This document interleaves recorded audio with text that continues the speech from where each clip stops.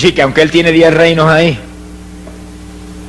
que surgen de donde estaba antes Roma, no pierdan eso de la mente.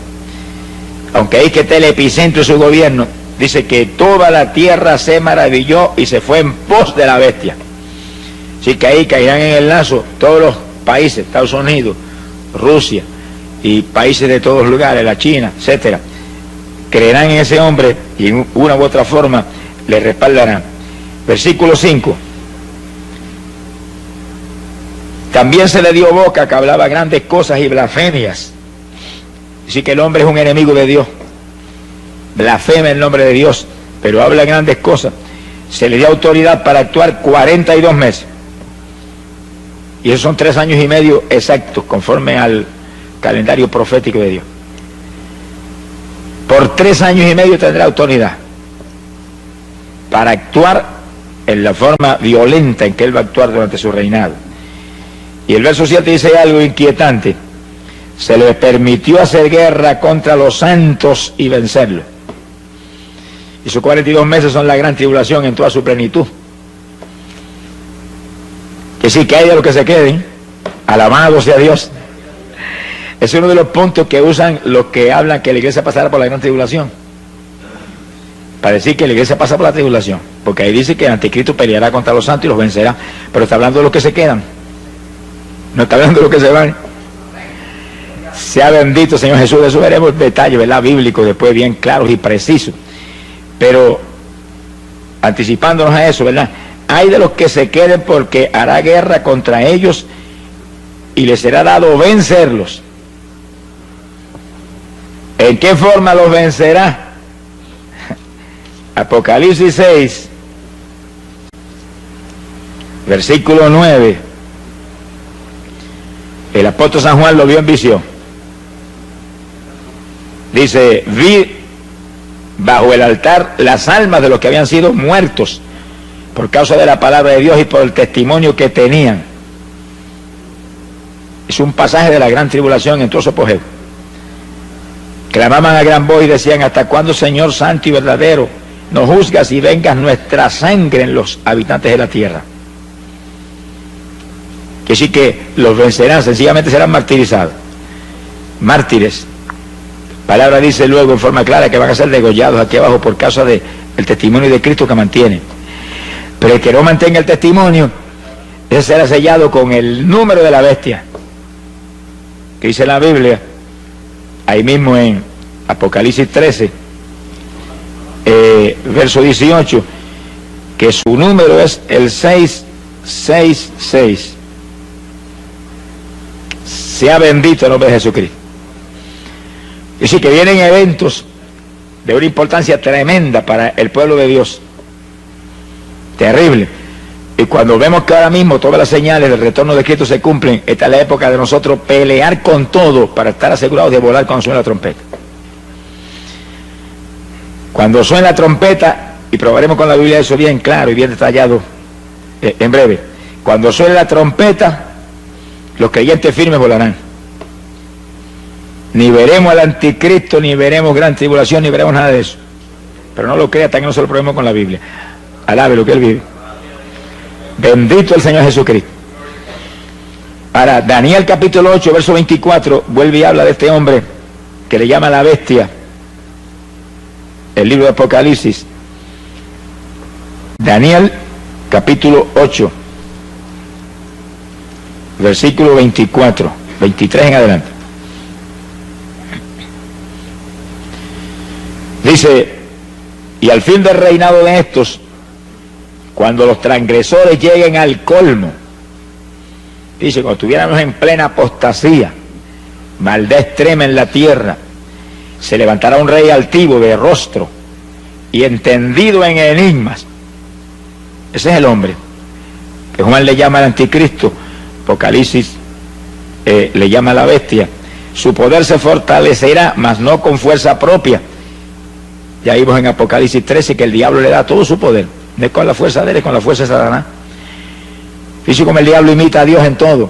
Nosotros no nos movemos con fuerza nuestra tampoco.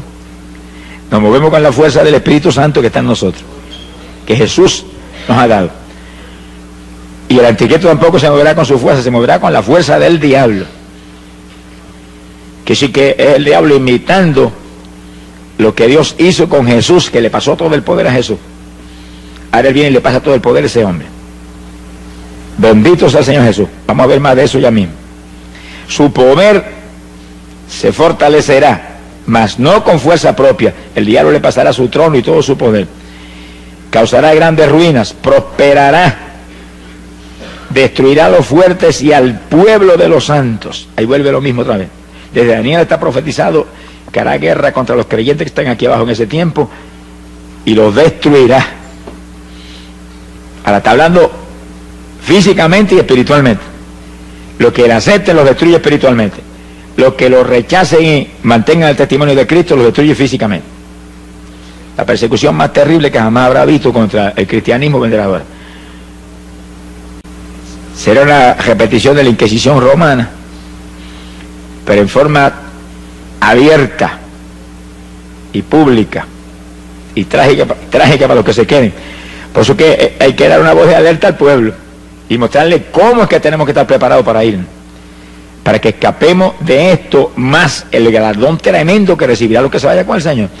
No es lo mismo lo que se salvan en la tribulación que lo que se salvan cuando suene la trompeta y volemos, que somos la novia de Jesucristo y estaremos en boda allá arriba mientras la tribulación está en su apogeo y matando cristianos aquí abajo por miles. Quiere decir que aparte de escapar de la tribulación, seremos el pueblo que donde quiera Cristo vaya, nosotros iremos detrás de él. Primera de Tesalonicenses 4:16 lo dice bien claro. Que sí que irse en el rapto es el privilegio más grande que jamás Dios le haya concedido a humano alguno. Por eso que la Biblia dice que la gloria postrera de esta casa será mayor que la primera. Nunca, ni los días apostólicos, ni en ninguna época ha vivido el pueblo algo tan grande que jamás moriremos. Oiga eso. Jamás van a pasear este cuerpo que tenemos ahora en un ataúd por ahí hasta el cementerio. Jamás. Jamás la muerte va a tener el privilegio de meter al aguijón y hacer que tú dejes de respirar. Se ha glorificado el nombre de Dios. Y el privilegio de en un segundo recibir un cuerpo igualito que tiene Jesucristo. Bueno, es grande lo que Dios nos ofrece. Si perdemos esa bendición, somos los más necios de los seres humanos. Sonríe, si que el Señor le ama. Pero la Biblia dice que es lo que hay que hacer. Si no lo hacemos, es cuestión nuestra. Dios siempre dice lo que hay que hacer. Luego usted tiene un libre albedrío y yo también. Si queremos hacer otra cosa, pues allá nosotros. Pero si hacemos lo que Él dijo, escaparemos y no veremos nada de esto que estamos hablando hoy. Sea bendito el Señor Jesucristo. 42 meses, son 3 años y medio, ahí es la gran tribulación. Cuando todo el poder de ese hombre satánico se va a desencadenar sobre la tierra. Y viene tercera guerra mundial en esos días. Y viene terremoto mundial en esos días. Y plagas y hambre y granizo como jamás se ha visto. Por eso fue que Cristo dijo que si no acortare esos días, ninguna carne sería salva. Esos días pondrán en peligro la vida de toda la población del mundo. Lluvia radioactiva que caerá. Ahora, el Señor va a intervenir a tiempo para que haya sobrevivientes. Y esos sobrevivientes se añadirán al reinado de Cristo que se establecerá. Pero con cuerpo como este, olvídese, aquí lo grande es la novia de Jesucristo. Lo grande es la novia del Cordero, aquellos en cuyos corazones está establecido ahora mismo el reino de Dios. Bueno, de nosotros tan grande, mire, que es realmente extraordinario, ¿verdad? Increíble, cuando Jesús, hablando de Juan el Bautista, dijo que no había nacido profeta de vientre de mujer más grande que Juan. Sí, que Juan era lo más grande que jamás se levantó como profeta. Bueno, fue el que preparó el camino del Señor y el que anunció un cambio de dispensación de la ley a la gracia. Y sí que realmente fue algo extraordinario. Sin embargo, Jesús dijo estas palabras tan inquietantes: pero el más pequeño en el reino de los cielos es más grande que Juan. Todos los que están aquí lavados en la sangre ahora mismo, llenos del Espíritu Santo, viviendo en santidad, son más grandes que Juan. Alabe lo que él vive. Bueno, eso es extraordinario, pero fue lo que Jesús dijo. En el reino de los cielos, el más pequeñito es más grande que Juan. Juan nunca tuvo lo que tenemos nosotros. Ser novia de Jesús, esposa de Jesús, era el amigo del Señor. Pero más grande es la esposa que el amigo. Alabe lo que él vive. Porque la esposa es una sola carne con el esposo. Somos el cuerpo de Jesús. Somos un solo espíritu con Jesús. Somos el cuerpo de Jesucristo aquí abajo. Jamás nadie en el Antiguo Testamento tuvo ese privilegio. Nadie de la edad apostólica para acá es que tenemos esa maravilla. Y sin embargo, ¿cuántos se lo dejan robar del diablo? ¿Cuántos evangélicos usted ve que ahí andando ahí, arrastrándose ahí? En una vida cristiana superficial. ¿Cuántos que predicaban, ministraban, se fueron atrás? Están ahí hechos un escombro. Qué terrible. Cuando tenemos algo tan grande por qué luchar, y usted ve la gente inconversa cómo se matan por conseguir una profesión encomiable, ser un gran profesor de universidad, o un gran arquitecto, o un doctor en medicina, y se revientan años estudiando y se amanecen por las noches. Y nosotros, ¿cuánto más debemos hacer nosotros por ser esposa de Jesús por la eternidad? Con un cuerpo igualito al de Él, igualitos a Él, seremos semejantes a Él cuando suene la trompeta. ¿Cuánto más debemos luchar? Sin embargo, tengo que dos evangélicos hoy que si van a la iglesia el domingo por la mañana es mucho. Y otro que cuando se le antoja se ponen de pie y se van y sin acabarse el culto siguen andando. Ninguno de esos indisciplinados entrará, hermano. Sea bendito el Señor Jesucristo. Esto es un ejército. Y esto es un ejército en el cual tiene que haber disciplina mayor que ningún ejército de la tierra, porque este es el ejército de Jesucristo. Este es el ejército que va a acabar con la Tercera Guerra Mundial y va a establecer un reino de paz aquí abajo. Imagínense qué disciplina tiene que haber. Los disciplinados volaremos, alabe lo que Él le ama. Hay poder en Jesucristo. Ahora, cuando el anticristo tome esos 10 reinos, fíjense que esos 10 reinos salen del territorio donde estaba Roma, donde vio la bestia esa espantosa Daniel. De ahí sale esos 10 reinos, ahí se establecerán y ahí los tomará el anticristo. Y surgirá el 7º imperio mundial. Vamos a explicar eso bien claro. Daniel vio 4 imperios mundiales. Babilonia, Media Persia, Grecia y Roma, 4. Pero antes de esos 4 había habido 2. Egipto y Asiria. Egipto, donde estuvo José, y el que después esclavizó a los hijos de Israel. Y Asiria, el que se llevó cautivo a los hijos de Israel por su desobediencia, y Dios permitió que se los llevaran en cautiverio. Que sí que hasta Roma ha habido 6 imperios mundiales. Tiene que levantarse un 7º, porque en el 7 que Dios termina sus obras.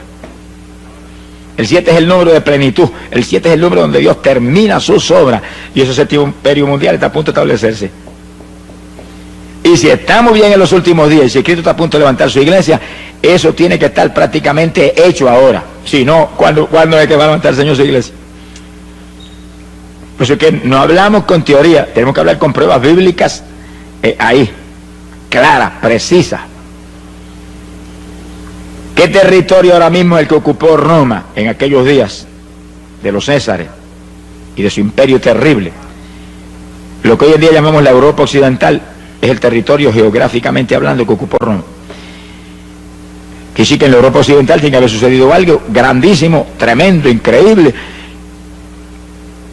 que ha preparado el escenario para que el anticristo aparezca y tome los 10 reinos de que habla Daniel ahí y establezca ese 7º imperio mundial.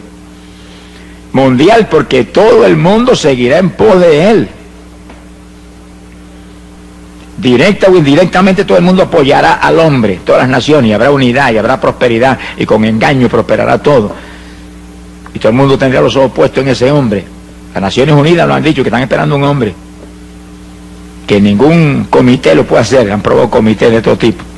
Un hombre que tenga tal sabiduría, tal poder persuasivo, que pueda convencer a las naciones y traer paz, impedir la Tercera Guerra Mundial, levantar la economía del mundo. El hombre está ahí esperando el momento para él tomar los 10 reinos y aparecer en escena. Que sí que en la Europa Occidental tiene que estar preparado el escenario para eso, porque ese es el territorio que ocupaba Roma. Y ahí que dice Daniel que aparecerá 10 cuernos sobre la bestia romana. Entonces, al ver lo que ha pasado en la Europa Occidental, nos quedamos atónitos. Porque cuando terminó la Segunda Guerra Mundial, década del 40, las naciones de Europa quedaron todas arruinadas económicamente. Francia, Inglaterra, eso estaban arruinados después de esa guerra. Entonces, en el 1957, se unieron 6 de esos países de la Europa Occidental, 6. Y en un tratado que se llamó el Tratado de Roma, quedaron unidas las economías de los 6 países tratando de levantarse y superar la tragedia en que habían estado viviendo económicamente hablando. Y ahí se unieron Francia, Italia, Alemania Occidental, Holanda, Bélgica y Luxemburgo. 1957, y le llamaron el Tratado de Roma a esa unidad. Fíjese que lo que Daniel dice, que ese imperio surge de Roma. Pues le pusieron el nombre por si acaso alguna duda. Bendito el nombre de Jesús. Ahora, en 1971, nunca olvido que yo predicaba campaña en Chicago. Y una noche prediqué sobre este tema, y al otro día apareció en los periódicos en letras grandes: Inglaterra se une al mercado común europeo, 7º país que se unía. Luego, después de Inglaterra, se unieron Dinamarca e Irlanda, 9 países. Y años más tarde se unió Grecia, los 10 países. Pero cuando yo llegué ahora a Europa a predicar, se acaban de unir España y Portugal. Aquí sí que hay 12. Eso te muestra a ti que 2 tendrán que salir. Porque el anticristo va a tomar 10 reinos, no son 12. La Biblia no puede fallar ni por un ápice, porque es matemáticamente precisa. 2 saldrán. Y realmente fue extraordinario ver hace apenas unos días o unas semanas, que salió una proclama de las naciones del mercado común europeo, que es como le llaman a esa unidad, que estaban muy decididos a sacar 2 naciones fuera, porque la economía del mercado no estaba a lo alta que ellos creen que debe estar. Pero ahora mismo, en eso que están unidos, hay más de 330 millones de personas unidos, como si fueran prácticamente un solo pueblo. Pronto, dicen ellos, que van a quitar las fronteras, y entonces una persona pasará de un país a otro sin enseñar ni papeles, ni nada, porque no va a haber frontera. Serán un solo imperio, un solo reino, y pondrán un sistema monetario común. Entonces eso está ahí ya determinado. Quiere decir que ese es el imperio del anticristo, donde está Francia, Inglaterra, Alemania, todos esos países ahí, sin saber lo que les viene para encima. Y en manos de quién van a caer. Y un país como España, que le da la espalda al Evangelio, y que ahora mismo hay como 40 millones de personas, y no sé cuál sería el número preciso, ¿verdad? Pero no hay probablemente ni 100.000 creyentes en 40 millones de personas. Que sí que es una cosa increíble. No han creído en la verdad, Jesucristo.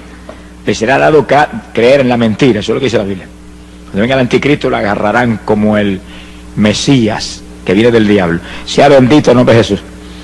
Que sí que el ambiente está preparado, solamente que el hombre venga y agarre los 10 reinos y establezca ese gobierno, y entonces sus actuaciones, su sabiduría, su sagacidad, todo su movimiento convencerán a las naciones que ese es el hombre que hay que ayudar y apoyar y seguir para que haya paz y se acabe la inflación y se acaben todas las tragedias que enfrentan las naciones hoy en día. Bendito el nombre de Jesucristo. Ahora, viendo nosotros un cumplimiento profético tan terrible como es ante nuestros ojos, ¿cuál tiene que ser la reacción nuestra? Bueno, lo que dijo el profeta Jeremías, que son palabras que quedaron escritas ahí y están en pie hoy para la iglesia del Señor como nunca antes. Jeremías capítulo 6, verso 16. Dijo: paraos en los caminos y mirad. Hay muchos caminos aquí abajo, muchas rutas, muchos senderos. Hay que pararse y mirar para todos lados, aquel, el otro. Y preguntar por la senda antigua. ¿Cuál es el buen camino? Y seguirlo, y hallaréis reposo para vuestras almas. Que sí, que es la época de decidirse uno, decidirse. Toda la humanidad tiene que pararse, detenerse un momentito de todas sus inquietudes, sus preocupaciones terrenales y materiales y preguntar cuál es la senda antigua, cuál es el buen camino, cuál es el único camino. Y cuando le digan el único camino es Cristo Jesús, sígalo, alabado sea Dios. Pero aquí no es que yo lo recomiende ni que yo crea que ese es, no, es que él mismo lo dijo, Juan 14:6, yo soy el camino. Un camino. Esas palabras quedaron metidas en el corazón de los cristianos apostólicos, hasta el punto que le llamaban los del camino. Es la única ruta, esa es la senda antigua, pero no como lo quiero no tomar, no, como lo tomó la iglesia apostólica. Un camino saturado de amor hacia los demás hermanos, de unidad entre el pueblo de Dios, un camino saturado de poder, un camino saturado de santidad, un camino saturado de oración, un camino saturado de ayuno. La iglesia apostólica no hacía nada sino de congregación y ayuno. Léalo en Hechos capítulo 13, cuando fueron a mandar a Bernabé y a Pablo, estaban todos en ayuno clamando hasta que el Espíritu habló y dijo, estos dos son los que he separado para esta obra. Esa es la senda antigua, hay que volver a esa senda. Cuando el Pentecostés empezó en Puerto Rico, empezó en esa senda. Y los primeros pentecostales aquí tenían una fe sobrenatural, dependían de Dios para todo. Se enfermaba la vaca, oraban a la vaca y se sanaba la vaca. Se ha glorificado el nombre de Dios. Vigilaban continuamente, oraban y ayunaban, había santidad a toda profundidad. Era todo el mundo lleno del Espíritu Santo. Hoy en día eso ha descendido, no se sabe cuántos metros espirituales. Y diga ese pentecostal que usted va y no sabe si es pentecostal o qué. Porque de mirar por fuera, ya uno sabe que algo raro ha pasado, algo rarísimo ha pasado. Alabado sea Dios. Pero el llamado es, vuelve a las primeras obras, vuelve al primer amor. No que apartes el primer amor, porque si te apartas el primer amor, dice la Biblia, estás caído. Hay que arrepentirse y volver a las primeras obras. Jesús no ha cambiado. Si él no ha cambiado, la iglesia no puede haber cambiado tampoco. Si él no ha cambiado, el Espíritu Santo no ha cambiado, que es su emisario grande aquí abajo. Nada ha cambiado, lo que ha cambiado son la gente. Las denominaciones, las religiones, son las que han cambiado, se han modernizado, han dañado el Evangelio. Alabado sea Dios. Pero nosotros, hermanos, hagámonos más primitivos cada día, aunque nos digan ridículos, aunque nos digan fanáticos, aunque le digan lo que le dé la gana. Pero ese pueblo fanático, ridículo, lleno del poder de Dios, es el pueblo que se va con el Señor cuando suena la trompeta. Alabado sea Dios. Esa es la novia de Jesús. No me diga a mí que cristianos mundanos se dan cuando el Señor dice en su palabra que no podemos establecer yugos desiguales. Y Él va a establecer yugos desiguales. Él que es espiritual y santo, con creyentes mundanos saturados de cuanta basura hay aquí abajo. Ni en sueños. No son parte del cuerpo. Bendito sea Dios. Tenemos que ser como Él. La Biblia lo dice, los discípulos serían semejantes a Él. Él lo dijo, ser santo porque yo soy santo. Y luego dijo algo más, que es una inquietud terrible, ser perfecto como mi Padre Celestial es perfecto. ¿Será posible eso? Bueno, si Él lo dijo, tiene que ser posible, porque no me diga que Jesús nos va a imponer una carga que sea imposible. Es posible. Lo que pasa es que hay que vivir como vivió Él. Hay que vivir como vivió Él, en comunión con el Padre, dispuesto a hacer la voluntad de Dios, me guste o no me guste. Y una vida de profunda oración. Hay poder en Jesucristo. Esta es la época decisiva, cuando tenemos que decidirnos, porque son dos los que vienen. Alabe lo que Él vive. Uno de arriba del cielo y otro de abajo de las tinieblas. Daniel dice, Apocalipsis 13, que vio una bestia que salía del mar, de abajo de lo profundo. Viene ese diablo terrible que entrará en este hombre, en el anticristo, y lo volverá a la bestia. Quiere decir que todo el poder de Satanás se mete en ese hombre. Son dos que vienen. Ahora, ¿cuál de los dos llega primero? Bueno, hay una teoría que llega primero el anticristo, porque si dice que si la iglesia se va a quedar abajo en la tribulación, pues el anticristo vino primero. Uno de los dos tiene que llegar primero, no vaya a decir que van a llegar ahí cabeza a cabeza, no. El de nosotros es mucho más rápido, no va a correr, no le va a permitir que llegue. Llega antes a rescatar su noviecita de lo que viene. Alabado sea Dios. Pero no me lo crea hasta que no se lo pruebe con la Biblia hasta la saciedad. Alabe lo que Él le ama. Sea bendito Señor Jesucristo. Quiero decir que ahí estamos. El reto de nosotros ahora es entrar en el cumplimiento pleno de la palabra. Guardar la palabra a toda plenitud. La promesa del Señor para los creyentes que se quieren ir es: los que guarden la palabra de mi paciencia, esos libraré. Apocalipsis 3:10. Ese es el reto, ese es el llamado. Usted y yo tenemos que esforzarnos como nunca antes, pero el tiempo es breve, el tiempo es corto. Estamos bien en la recta final, estamos a punto de volar para el cielo con el Señor. Gloria al nombre de Jesucristo. Ahora, entrando ahora en un punto muy importante y decisivo para lo que hemos estado hablando. Cuando el anticristo aparezca en escena, la Biblia dice que se le va a sentar en el templo de los judíos. Es decir, que los judíos van a construir un templo que no está construido todavía. Eso en meses lo pueden construir. Pero cuando llegó la década del 60 y se movió hacia adelante, ni siquiera Jerusalén estaba en manos de los judíos. 20 años atrás. 20 años atrás Jerusalén no estaba en manos de los judíos. Pero en el 67 la tomaron en una guerra de 6 días. Se tenía que mover rápido el papá porque se le acababa el tiempo. Y en 6 días se le quitaron a los árabes, que no era cosa fácil, eso fue un milagro sobrenatural. Que esa gente sintieran temor y huyeran. Ahí entraron, tomaron la vieja ciudad. 67. Ahora construyen el templo en cualquier momento. Si la iglesia del Señor ve eso o no lo ve, eso no, a nosotros no nos tiene, no nos va ni nos viene. Sabemos que va a ocurrir, pero puede ocurrir antes en otro volar al cielo o puede ocurrir después. Lo importante es que ahí están los judíos en Jerusalén. Ahí están hablando de la construcción del templo todo el tiempo. He leído últimamente artículos de revistas importantes donde habla de la construcción del templo y que ellos están a punto de construir el templo. Y que el gobierno está con planes preparados y demás para construir ese templo ya mismo. Y que en meses lo construyen con las formas modernas de construcción que hay hoy en día, eso en meses lo tienen terminado. Ahí ellos van a restaurar toda la adoración que había en el Antiguo Testamento, con sacrificio de animales y lugar santo y lugar santísimo y todo eso, ignorando que ya el Mesías vino y una nueva dispensación está en pie y ya no estamos bajo la ley sino bajo la gracia, y que la ley se cumple ahora no en la gente carnal sino en los que andamos conforme al Espíritu. Pero ellos entrarán en ese asunto. Y entonces lo importante de esta cuestión es que el anticristo se le va a subir en ese templo y va a violar todo lo que se hace en el templo y se va a ostentar como Dios ahí. ¿Dónde está eso en la Biblia? Segunda de Tesalonicenses, capítulo 2,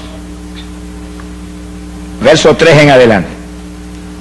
Y esto sí que es importante para nosotros, porque esta es la base de la doctrina de que la iglesia pasa por la tribulación, con una equivocación infantil.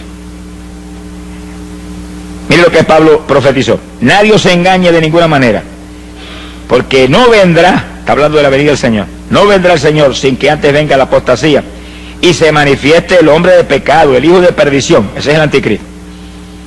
Ahí es que te dicen a ti: ah, no, pasamos por la tribulación porque el Señor no puede venir hasta que no se manifieste el anticristo.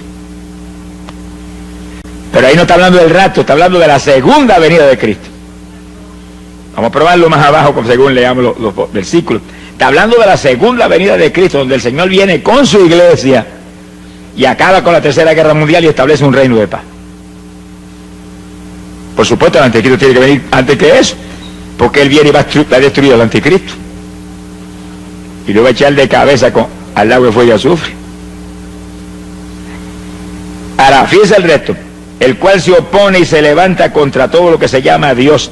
Ahí está en toda la tribulación, los últimos 3 años y medio, últimos 42 meses, oponiéndose a todo lo que se llama Dios, o es objeto de culto. Hay de los que rindan culto al Señor en esos días, tanto que se sienta en el templo de Dios como Dios, haciéndose pasar por Dios. Ahí le suspende los ritos a los judíos, se les sienta en el templo y dice: aquí soy yo Dios, y se ostenta como Dios y se forma el escándalo grande que lanza a la tierra a la gran tribulación. El gran pacificador se declara ahora como lo que es la bestia, Satanás encarnado. Mi alma te alaba, Jesús. Dice que el diablo imita a Dios en una forma tan profunda que en esos días levanta una trinidad. Satanás como Dios el Padre, que le da todo su poder al anticristo, su hijo espiritual satánico humano, y le da su trono, todo, igualito que Dios con Jesús. Y entonces aparece un falso profeta, que es el que va a estar al lado del anticristo, que es el que hace todas las obras, y levanta una estatua. Apocalipsis 13 habla de eso, y esa estatua tiene un poder tan terrible que la misma estatua mata a aquellos que no la adoran. Ahora no es una estatua ahora muerta con ojo que no ve como las actuales, es una estatua animada. ¿Qué clase de demonio habrá dentro de la estatua? Imagínense. Y sí, eso es una idolatría terrible, adorando al anticristo a través de esa estatua. Pero el falso profeta es el que hace las obras, como ahora. Ahora el que hace las obras es el Espíritu Santo, que no se mueve para nada si no es en el nombre de Jesucristo. Y el falso profeta no se mueve para nada si no es en el nombre del anticristo. Es una trinidad diabólica: el diablo, el anticristo y el falso profeta, imitando la trinidad de nuestro Dios. Mire que hasta el diablo sabe que Dios es una trinidad y la gente que abajo no lo sabe. Sonríase, que el Señor le ama. Y gente que se burla y dice: eso es un Dios con 3 cabezas. Señor, reprenda al diablo y a ellos también. Alabado sea Dios. Es un solo Dios que se manifiesta en 3 divinas personas.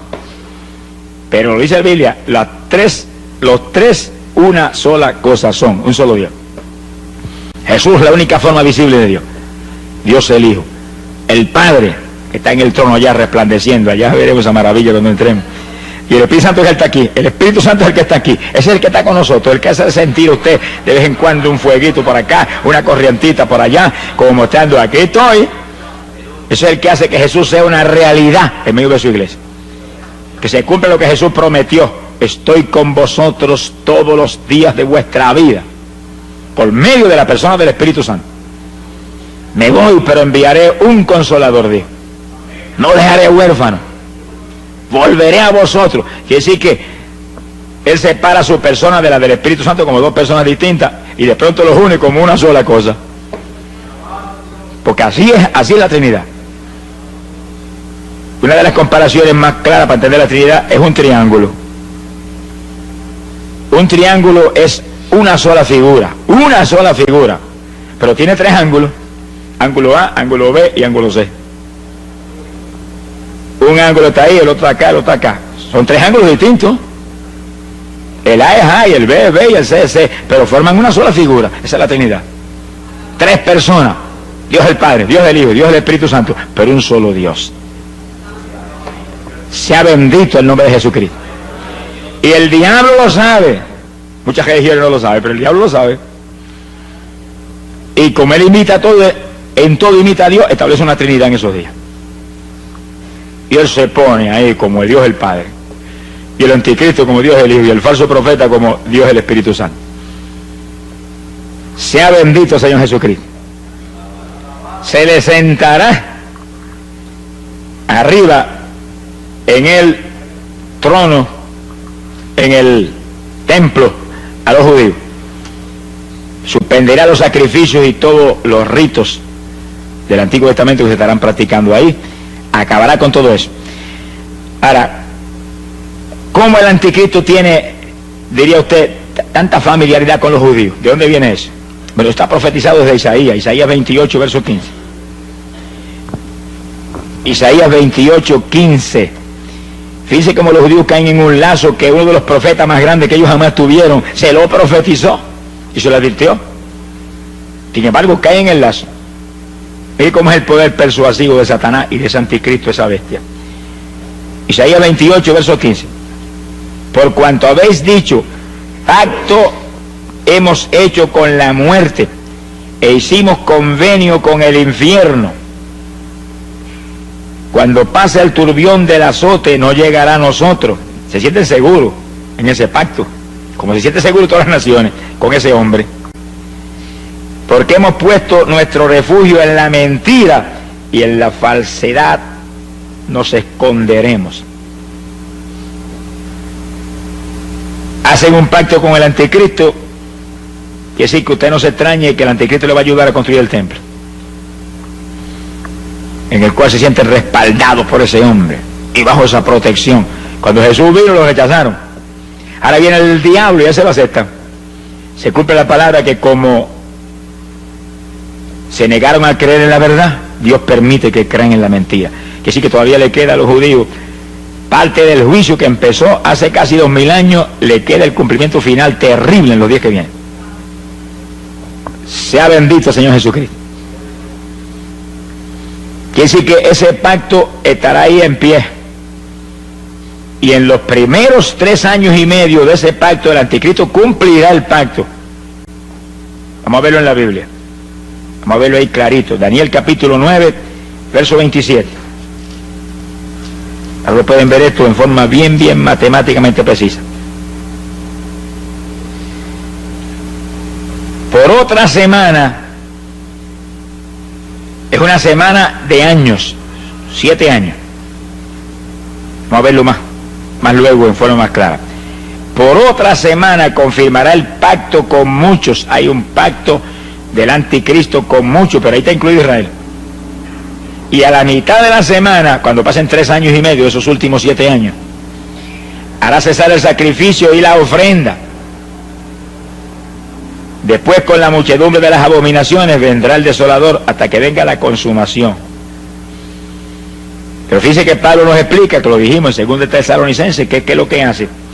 Hace cesar el sacrificio y la ofrenda, pero se le sube en el templo y se sienta ahí y dice que él es Dios, que a él es que hay que adorarlo.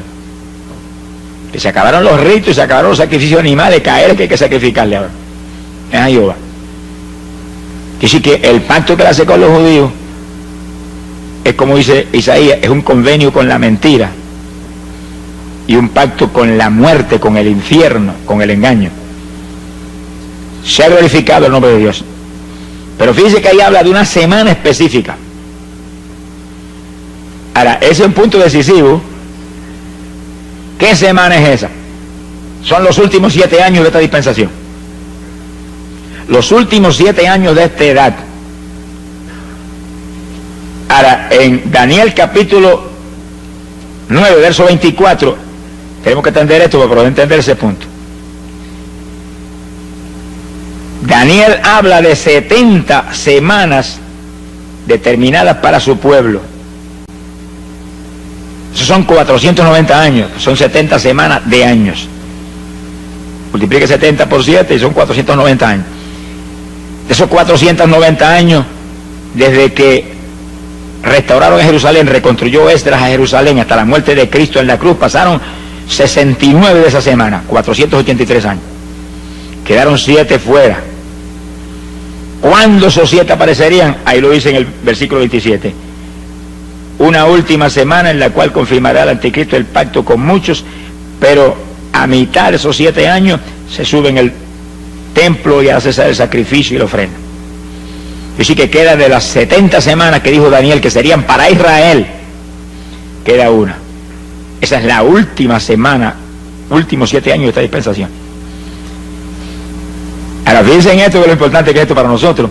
Si en esos últimos 7 años de esta edad, que es cuando el anticristo aparece, y a mitad de los 7 años se le sube en el templo a los judíos, eso es atención de Dios para Israel. Porque aquí lo dice, 70 semanas determinadas para tu pueblo. ¿Cuál es el pueblo de Daniel? ¿Eso no somos nosotros? Si en esos últimos 7 años es atención de Dios para Israel, ¿dónde está la novia de Jesús? De boda, a nada, lo que él vive. De boda. Y la Biblia dice que las bodas no son aquí abajo, porque la 19 dice que las bodas son en el cielo. Y así, por eso tenemos una seguridad absoluta de que cuando el anticristo aparezca, no estamos aquí, porque ahí comienzan los últimos 7 años. Ya hemos volado y nos fuimos. La atención de Dios ahora es totalmente, exclusivamente para la novia de su Hijo, la iglesia. ¿Y qué dice la Biblia? En los últimos días derramaré mi espíritu sobre toda carne. Mire cómo es la atención de Dios ahora. Derramamiento del espíritu para que nuestros hijos y nuestras hijas profeticen, nuestros jóvenes tengan visiones, los viejitos tengan sueños, y siervos y siervas unción nueva del Espíritu para profetizar. Profecías, sueños, visiones, ¿sobre qué? Sobre los últimos días. Cristo viene, está a punto el Señor de venir, mira, están cumplidas las señales, todo esto está hecho ya. Y todos los detalles ahí, nosotros hablando de eso. No hay otra conversación ahora nada más que esa. La venida del Señor, la venida del Señor. Está a punto el Señor de levantar su pueblo. Y cuando volvemos nosotros para arriba, entonces la atención de Dios volverá otra vez sobre Israel. 7 años que completarán las 70 semanas de años que Daniel profetizó hace más de 2500 años. Sea bendito el nombre de Jesucristo. Que sí, que el asunto es matemáticamente claro, pero para que sea todavía más claro, volvamos a 2 de Tesalonicenses, capítulo 2, ahora en el verso 6. Y Pablo dice: y ahora vosotros sabéis lo que lo detiene, lo que impide que se manifieste el anticristo ahora mismo, a fin de que a su debido tiempo se manifieste, porque ya está en acción el ministerio de la iniquidad, solo que hay quien al presente lo detiene. Alguien ahora mismo impide que él se manifieste y aparezca ahí, tome esos 10 reinos y comience, resurja el 7º imperio mundial. Fíjense que el 7º imperio mundial es un resurgimiento de Roma, una resurrección del viejo imperio romano. Son los 10 cuernos que estaban sobre la bestia, que es el 7º imperio mundial, que es Roma. Como si resurgiera Roma con todo su poderío militar y toda su ira contra los creyentes del Evangelio, que en los días de los Césares los tiraban a los leones en el Coliseo. Ahora los van a degollar. Mi alma te alaba, Jesús. Verso 7. Porque ya está en acción el misterio de la iniquidad, solo que hay quien al presente lo detiene, hasta que él a su vez se ha quitado de en medio. Ese que lo detiene ahora va a ser quitado. Y entonces, verso 8, se manifestará el inicuo. Hasta que no se ha quitado el que impide ahora, no se puede manifestar. Y si cuando suene la trompeta y arrebatados en nubes volemos hacia el aire al encuentro del Señor, ahí el anticristo se sonreirá y dirá: ahora yo puedo aparecer. Ahora voy yo, ahora soy yo el principal personaje en la tierra. ¿Y por qué no se puede manifestar mientras la iglesia del Señor está aquí abajo? Porque la iglesia del Señor, y yo no estoy hablando de todos los evangélicos que existen hoy en día, porque eso no es.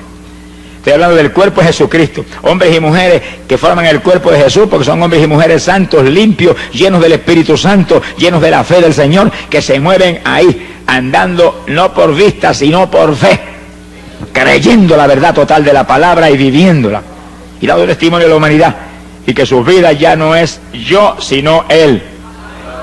Y que el único incentivo de estar aquí abajo, porque somos de arriba, es llevar luz a los perdidos. Esa es la iglesia del Señor. Los demás no están pegados al cuerpo de Cristo ni con saliva. Sonríese, que el Señor les ama. Están convencidos, pero aquí no es cuestión de convencerse, aquí es cuestión de convertirse, desde la mollera de la cabeza hasta la planta de los pies, desde las uñitas hasta el pelo, por dentro y por fuera, nada de lo que Él le ama. ¡Ay, Sahaya, Sohaba! Si el anticristo se manifiesta ahora, mientras la iglesia del Señor está aquí, la iglesia del Señor tiene promesas de Jesús, os he dado poder contra todo poder del enemigo. Pisarán serpientes y escorpiones, no os dañarán.